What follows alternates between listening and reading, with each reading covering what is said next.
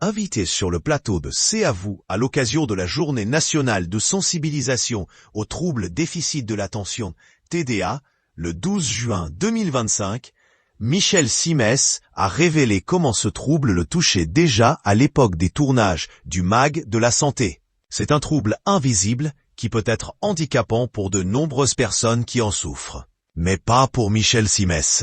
Invité sur le plateau d'Anne-Elisabeth Lemoine dans C'est à vous le 12 juin 2025, à l'occasion de la Journée nationale de sensibilisation aux troubles déficit de l'attention TDA, le médecin s'est livré sur ce trouble dont il souffre personnellement. Il faut retirer le mot handicap, a commencé l'ancien animateur du MAG de la santé. Moi je suis TDAH et je ne me sens pas en situation de handicap. À propos de ce trouble dont il n'a été diagnostiqué qu'à l'âge de 60 ans, Michel Simès explique « C'est une façon différente de penser, de faire les choses. Il y a des enfants et adultes qui sont très handicapés par le TDAH, mais je n'ai pas l'impression d'avoir été porteur d'un handicap dans ma vie.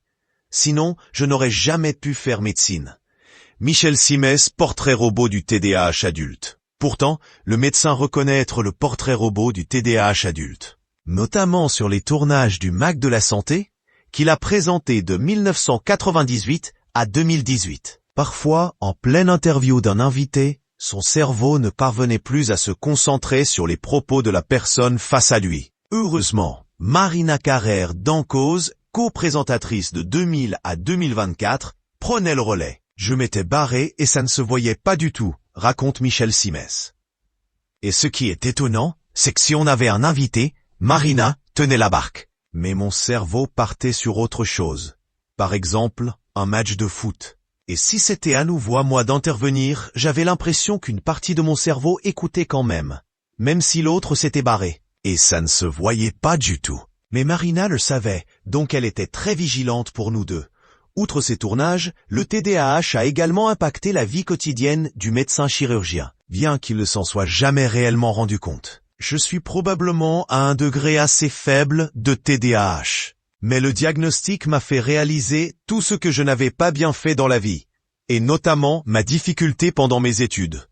Encore aujourd'hui, ce trouble invisible le touche. Je m'ennuie très vite, témoigne-t-il.